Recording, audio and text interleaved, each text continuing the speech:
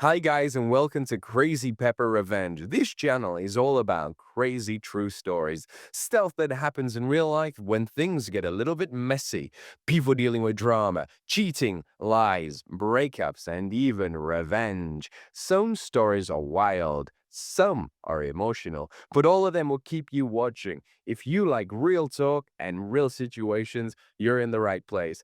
Don't forget to hit that subscribe button and stick around. This is Crazy Pepper Revenge, where the stories get spicy. It was a Friday night at our usual spot. Dim lighting, cheap drinks, the kind of dive bar where birthdays and breakups blend into background noise. Emma wore my hoodie, the oversized gray one she always stole from my closet. She looked good in it, like she always did when she wanted something. I had no idea this would be our last night together. We'd been sitting with our friend group for about an hour when Emma suddenly cleared her throat during a lull in conversation. 6 of them were there: Ben, Maya, Chris, Sarah, Jake, and Mia, all half drunk and laughing about something stupid. Emma's voice cut through the chatter, way too loud for the intimate setting. "So, I guess this is as good a time as any," she announced, and the entire table went silent. I looked at her calmly, waiting. She turned to face me directly, and I'll never forget the smirk that spread across her face. "I cheated on you, Dave." The words didn't even sting at first. They just landed there, heavy and final, like something you already knew deep down but had been pretending not to see. But she wasn't done. "Honestly, I needed a real man, not someone who works in fucking tech support and spends his weekends under the hood of a piece of shit car that still won't start." Her voice dripped with contempt. "Caleb actually knows how to satisfy a woman, if you know what I mean." The table erupted in nervous laughter, but not the uncomfortable kind you'd expect.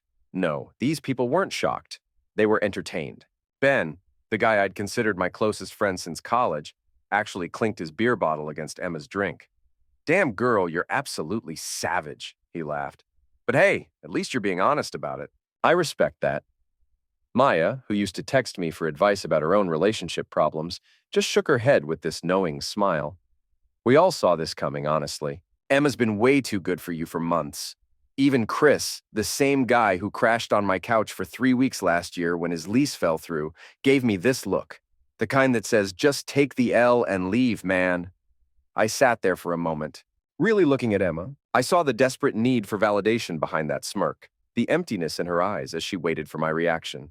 She wanted me to explode, to yell, to give her and our so-called friends a show they could talk about for weeks. Instead, I smiled, picked up my keys from the table, and tossed them up in the air before catching them. "Cool," I said, standing up. "Thanks for letting me know." That was it. I turned around and walked out while their laughter followed me through the door. But here's what they didn't hear: the plan that was already forming in my head. I wasn't going to fight for someone who publicly humiliated me. I was going to become someone they couldn't ignore and she could never reach again. Emma and I had met 3 years earlier at a coffee shop near campus. She was reading The Bell Jar, wearing chipped black nail polish and this silver ring on her thumb that was clearly too big for her finger. When I asked about the book, she looked up and said, "Only genuinely depressed people read Sylvia Plath in public." Then she smiled, and that was it for me. We clicked immediately. Late-night drives with nowhere to go, inside jokes that made no sense to anyone else. Falling asleep with her head on my chest like it was the safest place in the world. She used to tell me I was her peace, her anchor when life got overwhelming. When I was working on that beat-up '92 Civic in my garage, she'd sit with me for hours, passing me tools and playing music from her phone. We weren't rich or flashy, but we felt solid. At least, I thought we did. The change had been gradual. Girls' nights turned into "don't wait up" texts. She stopped coming to the garage, started rolling her eyes whenever I talked about starting my own IT consulting business. "You're always chasing pipe dreams that take forever," she'd say with this dismissive tone. "When are you going to do something that actually matters?" I should have seen it coming, but I thought she was just stressed from work. The truth was, she'd already been looking for someone faster, louder, flashier, and that someone turned out to be Caleb, a bartender with abs and the personality of wet cardboard. Our friend group had shifted too. Ben started hanging out with Emma more than with me. Chris didn't want to take sides. Even Maya, who had cried on my shoulder when her boyfriend cheated on her, suddenly went radio silent. I didn't just lose a girlfriend that night at the bar. I lost an entire social circle. But something clicked into place as I drove home. They didn't betray me because I was weak. They betrayed me because I was quiet, and they mistook that for being disposable. They were about to learn how wrong they were. The first night after the breakup, I didn't sleep. I lay in bed staring at the ceiling, replaying every second of that bar scene. Her smirk, Ben's laugh, the way they all looked at me like I was the punchline of a joke I hadn't heard yet. The next morning, I checked my phone. No apologies, no missed calls, just one group text from Chris. Hey man, hope there's no hard feelings. Let's all try to be mature about this, right? Mature. Like laughing in my face while my girlfriend nuked our relationship in front of people I once called friends was the height of maturity. I shut it all down. Deactivated social media, blocked their numbers, deleted old photos, wiped Emma's contact. Then I took a long look in the mirror, not for pity, but for inventory. If they all saw someone disposable, I needed to build someone undeniable. I started small, reached out to an old professor who once told me I had CEO energy and asked about advanced certifications. Enrolled in night classes for cybersecurity, woke up at 5 a.m. every single day and ran until my lungs burned. Cut out carbs, hit the gym 6 days a week, fixed my sleep schedule. Most importantly, I threw myself into work like a man possessed. Consulting, freelancing, fixing networks for local businesses. I said yes to everything. While they were posting Instagram stories and celebrating betrayal like it was a personality trait, I was building something they wouldn't recognize. No one knew where I'd gone. Not Ben, not Maya, definitely not Emma. She was too busy posting soft-lit selfies with Caleb and captions like, "Real love always wins." Cute. Let's see how long real love lasts, when the novelty wears off and you realize the guy you left behind isn't behind you anymore. He's 10 steps ahead. 2 months passed without a single text or call from any of them. I loved every second of the silence. Work exploded. One freelance gig led to a contract, which led to a referral, which led to a retainer. Before I knew it, I was making more in a month than I used to make in 6. I registered my own LLC, built a clean website, and started getting DMs from businesses that used to ignore my applications, all without posting once, all without telling anyone. Because the most satisfying growth is the kind no one sees until it's already done.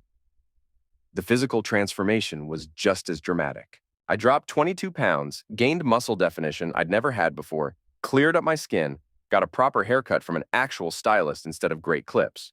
Confidence didn't come from compliments, it came from discipline and finally respecting myself enough to look like it. I wasn't posting anything, but other people were. I started appearing in tagged photos from client events, networking meetups, charity runs.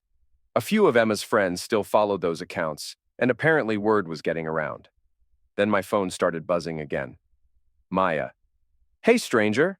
You look amazing in Jake's photos. Hope you're doing okay." "Ben, heard you started your own company or something? That's wild man, respect." "Chris. Dude, your name came up in a client meeting today, LOL. You killing it out there?" I ignored every single message because the version of me they knew didn't exist anymore. They'd killed him when they chose her side. I just buried the body. That's when Emma's facade started cracking. She posted less frequently, then stopped altogether for weeks. I heard through the grapevine that things with Caleb weren't going well. Apparently, real men don't like paying for everything when their bartender salary runs out. The breaking point came on a random Tuesday morning. I was reviewing a proposal for a major contract when my phone started lighting up like a Christmas tree. One call, then another, then another. By noon, I had 32 missed calls from numbers I'd blocked months ago. The texts started pouring in. "Emma, I know I'm the last person you want to hear from, but please, can we talk? Everything fell apart and I just need 5 minutes. Please." Ben. "Yo, man, I was completely wrong. Real talk, we all were. She told us you weren't treating her right, but I see now she was lying. My bad." Maya. "I was such a coward. You were always the genuine one, and we picked sides like children. She's been crying on my couch for hours asking if you'll respond." The final message came at midnight from Emma. I thought I wanted someone exciting, but Caleb was fake as hell. He cheated on me too, then ghosted when I couldn't cover his rent anymore. "I'm broke, I'm alone, and I miss you so fucking much it hurts to breathe. You were the best thing in my life, and I threw it away for Instagram likes and validation from people who don't actually give a shit about me. Please just respond. Please." I sat with that message for a long time, watching the typing bubbles appear and disappear as she struggled to find more words to say. Then I locked my phone, set it face down, and went to sleep. Because by the time people realize what you were worth, you're too busy becoming the version of yourself they never deserved to meet. I woke up to another wall of texts begging for forgiveness, for closure, for anything. The part that hit me most wasn't the desperation or the regret. It was when she wrote, "I miss who I was with you," because that's what hurt her most. She didn't just lose me, she lost the version of herself that existed when someone actually believed in her potential. But I wasn't done yet. Emma had humiliated me publicly, turned our friends against me, made me feel worthless in front of people I cared about. If she wanted a response, she was going to get one, but not privately. I'd been documenting everything. Screenshots of her Instagram posts about real love, the messages from our friends admitting they were wrong, her desperate texts begging me to take her back. I compiled it all into a single devastating post. I reactivated my social media accounts, which now showed a completely transformed man with a successful business and a life they couldn't recognize. Then I posted everything. 3 months ago, my girlfriend publicly announced she'd been cheating on me because she needed a real man. She said this in front of our friend group, who laughed and took her side. Here's how that worked out for everyone involved. I included screenshots of everything. Her cruel words that night, her posts about Caleb, our friends admitting they were wrong, and finally, her desperate messages begging me to take her back. The caption continued, "Emma told me I wasn't man enough while I was building a business that now generates 6 figures. She said I was boring while I was developing skills that actually matter. She chose someone exciting, who turned out to be a broke cheater who abandoned her the moment things got difficult." To my former friends who thought it was hilarious to watch someone get humiliated, notice how none of you heard from me until I became successful enough that you wanted back in. That's not friendship, that's opportunism. I'm not posting this for sympathy or to be cruel. I'm posting it because actions have consequences, loyalty matters, and sometimes people need to see exactly what they threw away. Emma, you didn't just lose a boyfriend, you lost someone who would have built an empire with you instead of for himself. To everyone else who participated in that night, you showed me exactly who you are when it costs you nothing to be decent. I'll remember that. The post exploded. Within hours, it had hundreds of likes, comments, and shares. People from college, co-workers, even strangers were commenting things like, "King behavior," and "This is how you handle disrespect." Emma's Instagram went private immediately, but screenshots of her posts were already circulating in the comments. Ben tried calling me frantically, probably realizing his role in the whole mess was now public knowledge. Maya posted a long apology on her own Instagram, trying to do damage control. Chris deleted his social media entirely. But the best part? Emma's current and former coworkers saw it. Her family saw it. Everyone in our extended social circle saw exactly how she'd treated someone who loved her and how it backfired spectacularly. The business inquiries that followed were insane. Apparently, nothing attracts success like publicly refusing to accept disrespect. My phone was ringing off the hook with potential clients who'd seen the post and wanted to work with someone who handles adversity with class. Emma tried reaching out one final time through a mutual acquaintance. "Tell him I'll do anything to make this right. I'll post a public apology. I'll tell everyone the truth about that night, whatever he wants." My response was simple. Tell her the best apology is changed behavior, and she should focus that energy on becoming someone worthy of the next person's love. We're done here. 6 months later, I'm running a company with 12 employees. I drive a car that actually starts every time. I wake up every morning grateful that someone showed me their true colors before I wasted any more years on them. Emma posts occasionally now, usually inspirational quotes about growth and learning from mistakes. Caleb apparently moved back in with his parents. Our former friend group doesn't really exist anymore. Turns out when your bond is based on gossiping and betrayal, there's not much substance holding it together. People ask if I feel bad about the public post, if it was too harsh. Here's the thing. She made the choice to humiliate me publicly. She could have broken up with me privately, could have handled it with basic human decency. Instead, she chose cruelty as entertainment for people who were supposed to care about both of us. I didn't destroy her reputation. I simply made sure everyone could see the same behavior she'd already chosen to display. The consequences weren't punishment, they were just consequences. Sometimes the best revenge isn't plotting or scheming. Sometimes it's just refusing to let someone's worst moment define your entire future, then letting them watch from a distance as you become everything they said you'd never be. Every text they send now goes unanswered. Not because I'm bitter, but because I genuinely don't have room in my life for people who celebrate watching others get torn down. I sleep peacefully every night knowing that while they're spinning in regret and social media drama, I'm building something real. The moral of the story? Never mistake someone's silence for weakness, and never underestimate what a person can become when they stop wasting energy on people who don't value them. Sometimes walking away isn't giving up.